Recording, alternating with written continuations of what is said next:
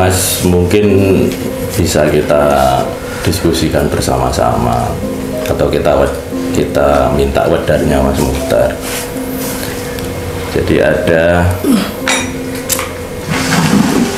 surat, potongan surat, walal akhiratu khairul laka minal ula.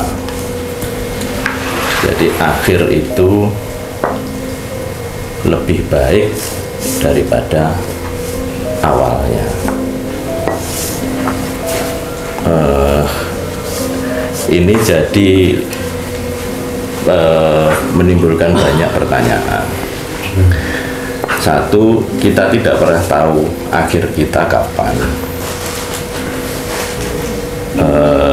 Tapi di sisi lain banyak yang berdasarkan kalimat itu kemudian gampang atau membuat mudah sebuah perkara. Alah sing penting kuwai akhirnya, endingnya itu. Sementara ending itu adalah hasil akumulasi dari sebuah proses dari awal, tengah, kemudian ada akhir. Jadi sebenarnya bagaimana kita mensikapi kalimat itu dalam konteks kekinian, bukan dalam konteks doktrin. Jadi menerima itu sebagai sebuah doktrin terbuka, supaya satu tidak gampang. Terus di sisi lain, karena kita tidak tahu akhir kita kapan, kemudian kita seperti bingung. Walal akhiratu khairul laka minal ula itu bagaimana? Nah, ada yang mengartikan bahwa akhirat itu lebih baik daripada urusan dunia. Tapi ada juga yang justru di dunia ini malah lebih penting daripada di akhirat, karena akhirat itu kan ngunduh apa yang kita lakukan di bumi. Ngunduh pakerti selama kita di bumi. Jadi yang di bumi ini yang lebih penting. Nah, mungkin ada rahasia-rahasia lagi yang bisa kita dengarkan, mungkin yang bisa kita diskusikan bersama-sama. Pripun Yai? Mau asbabul nuzule pripun niku? Kira ngerti asbabul nuzule. Asbabul nuzule ayat iki.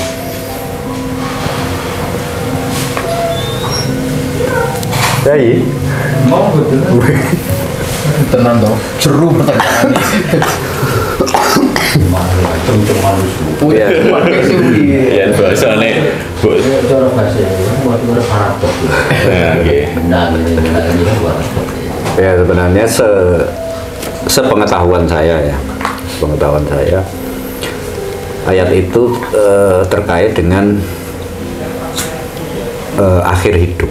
Jadi terkait dengan sakaratul maut, terkait dengan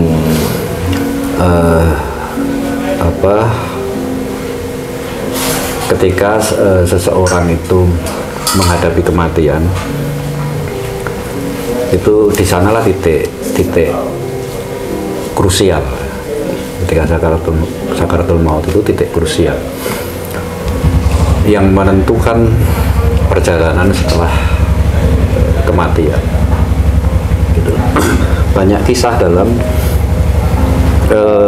perang Uhud. Banyak kisah dalam perang Badar, kemudian perang Uhud. Nabi dawuh terkait banyaknya kesalahpandangan dari para sahabat terhadap sahabat yang lain. Jadi ada sahabat yang terlihat sangat heroik dalam peperangan, sangat total sampai dia gugur, dan semua sahabat memuji, semua sahabat takjub, kagum dan seterusnya. Tapi ternyata Rasulullah mengatakan bahwa dia ahlun nar, jadi ahli neraka. Sementara ada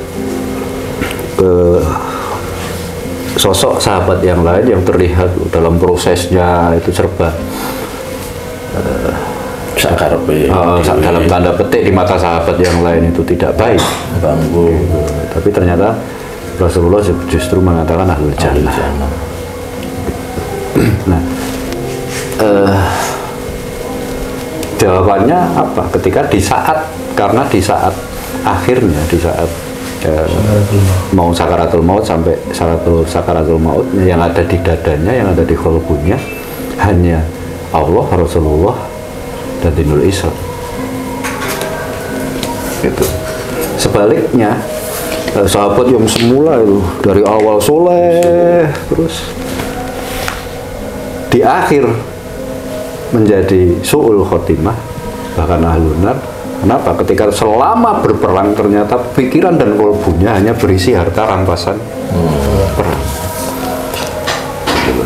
Dan itu populer sekali di perang Uhud. Salah satu asbab kekalahan pasukan muslimin dari pasukan kafir Quraisy itu karena mayoritas sahabat pada waktu itu tidak mematuhi perintah Nabi karena tergiur terhadap harta rampasan perang, sehingga Khalid bin Walid yang waktu itu masih di pihak kafir Quraisy bisa mengubah strategi dan mengubah jalannya perang.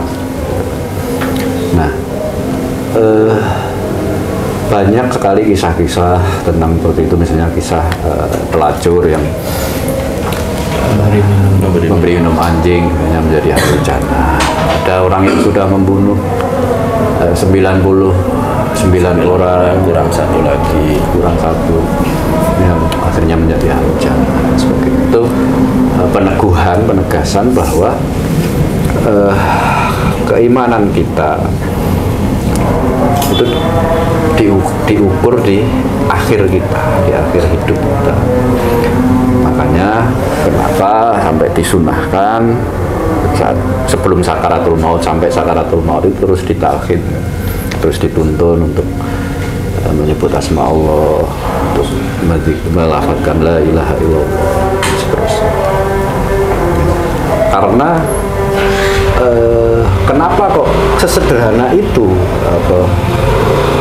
untuk masuk surga? Bayangannya sederhana. Ya, ketika kita dalam posisi sadar ini, tapi dalam posisi sakaratul maut sangat sulit. Itu betul-betul hanya hidayah Allah, hanya kehendak Allah yang mampu menembus kalbu-kalbu yang sekian puluh tahun maksiat.